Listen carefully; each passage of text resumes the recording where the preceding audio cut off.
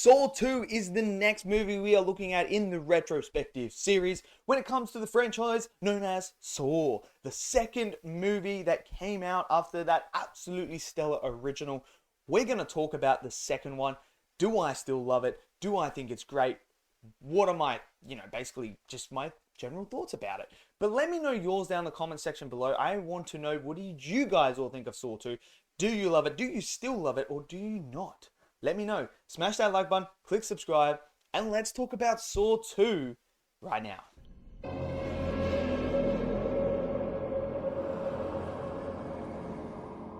Okay, so Saw 2. Look, I love the first original Saw. I think it's absolutely horror masterpiece. It is so good. The twist, the story, the plots, the characters, everything about it was just absolutely stellar. So Saw 2 comes into it.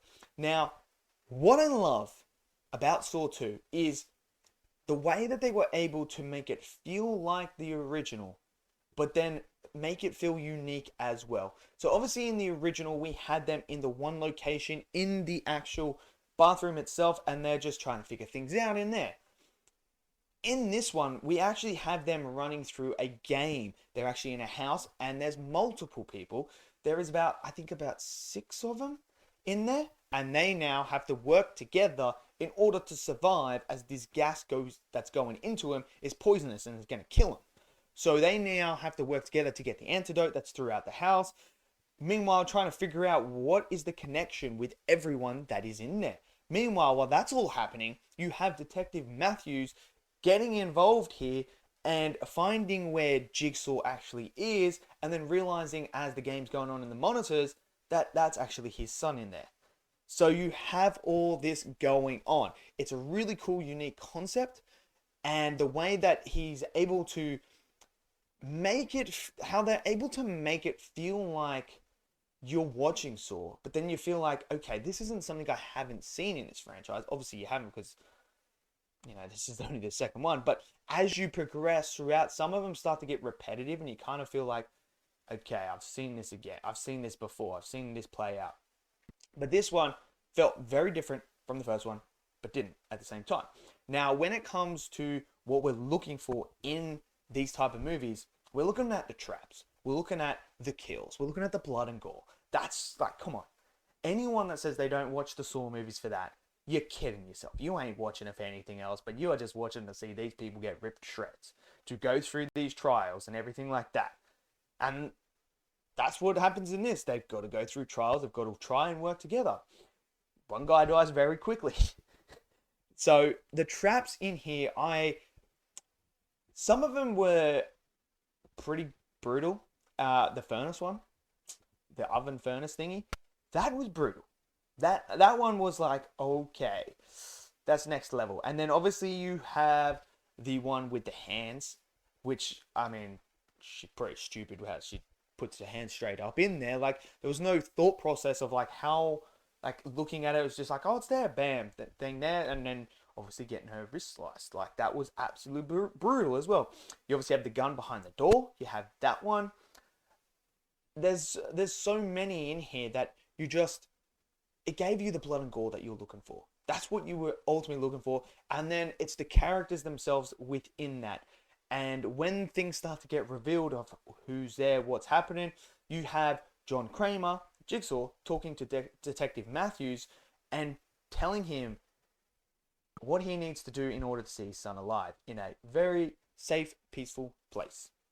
And what I love is, the first time you watch Saw 2, you don't pay attention to what John Kramer is saying very closely. But after you've watched it, and the twist and everything gets revealed, the twist is absolutely phenomenal. Like, the first movie had a fantastic twist. This movie may have even had a better twist. It was absolutely fantastic. And then when you go back and you rewatch it and you actually pay attention to that conversation and the words that he says, it's right there in your face of what is happening. And it's so freaking good that when it does happen, you're like, mind's blown. I remember the first time I saw it and I was like, oh my God, I did not see that coming at all. And then obviously they give you the little montage thing at the end with the music when Detective Matthews is in the bathroom, and it's like, oh, and what he was saying and how things are. Play the game. You just need to talk to me. You just need to listen. And then you will see your son in a safe place. Of course, the son's in a safe right there where they were. And then obviously you have the twist about it's not a live feed. It's getting fed from a different place in a different house. It's already been done. It's already been recorded and everything like that. And then you have the twist. Amanda's in here again from the original one. Remember how she had the, what's it called, the bear trap on her face? She's in this one as well. And then you get that twist with her. I mean, the twist is absolutely phenomenal in here. And it worked so well. And the characters themselves in here, I thought were good at complementing each other. So you had the scared ones, you had the ones that were like the big macho men, you had the crazy one that was like, if you're gonna cut me, then cut me. Like, just do it. Like, and then grabs, like, as he's got a knife on him and does it himself. And then even the big dude's like, okay, that's like another level crazy. But towards the end, the big dude does get crazy. Like, he cuts a piece of skin off the back of his neck to find the number. Like, it's brutal, man. But they all worked so well together in that environment. And when the twist gets revealed again about how they're all connected, is absolutely brilliant as well. And this is where we find out why Jigsaw is doing this to Detective Matthews. Why is this happening? Is because of who Detective Matthews is and what he does, and how he plants drugs and stuff like that to get a criminal case against these people. Like, basically sets them up. So he's kind of a crooked cop. And that's what I love about this, is Jigsaw's not just doing this to innocent people. He's doing this to people who aren't doing the right things, who are basically being selfish, who are tearing other people's lives apart for the benefit of themselves. And that's what makes it so awesome. But obviously we have him having Ken's here. We have him with that conversation with Detective Matthews, and how, like, now look at you, your son's life is at stake. Now look at you. Look at you're actually tapping into your instincts now. You are tapping into your primal instincts of survival. Things have changed now when your son is at, his life is at stake. Like, it's just so great. Obviously you have the story, the plot in that. I really enjoyed that as well. I thought that worked very well. You know, gives us this great start with Detective Matthews and his son Daniel, and how they're at, you know, at each other's throats all the time, and how he maybe doesn't value it and that. But that all worked as you progress the story, and then you see the connections all being made, and then the twist at the end, and it all worked. It all came together, tied a beautiful bow, and that ending was it's just absolutely phenomenal. Now, the practical effects, man. Oh my word. This is brutal.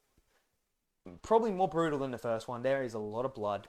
There is a lot of bloodshed. There is a lot of killing, deaths, and just absolute carnage. And it is awesome, because that's what I go to see when I see a Saw movie, is I want to see the blood. I want to see people go through pain. Like, that's why we watch it. Call me a psychopath or whatever you want, but that's why we go and watch these movies. Like, let's be real. That's why we watch these. And there are some absolutely insane kills in here. Like, oh, it's next level, especially the baseball bat to the head. Oh, the way you hear it and when they pull it off. Oh, it's just, it's brilliant. It's absolutely brilliant. Cinematography is great. I thought it was shot fantastically. When the scenes needed that tension, it was being able to be shot to give you that tension. The way that it was edited towards the end there, to make it feel like Detective Matthews was in the room, in the same house as them at the same time, trying to find them. And then everything happens and you start to see, wait a second, no, they're not. Like, they've been there dead for a while. Like, what the hell's going on? And then obviously the reveal gets done. So for me, Saw 2 is fantastic. I don't think it's as good as the first one, but I think it is definitely a fantastic sequel to the original, and it set the tone for moving forward for the next lot of Saw movies. And I thought it was great. The characters were great. There's great motive behind them and why they do certain things and why they're here. John Kramer again, Tobin Bell, born to play this role. He is just fantastic. His voice is just perfect. And he's just great. He is absolutely fantastic as John Kramer here. And that's what I really like. Like, obviously, we didn't see much of him in the first one, but in this one, we see a lot more of him. And we will see more in the next one as well of him. But that's what I love. Like, he's just perfect for it. So, yeah. So, let me know your thoughts down in the comments below. What did you guys all think of Saw 2? Did you love it as much as the original? Maybe you do love it more. Maybe you don't. Maybe it's your worst one. Let me know. Smash that like button, click subscribe. And I'll see you guys next video. Until then, stay safe and peace out.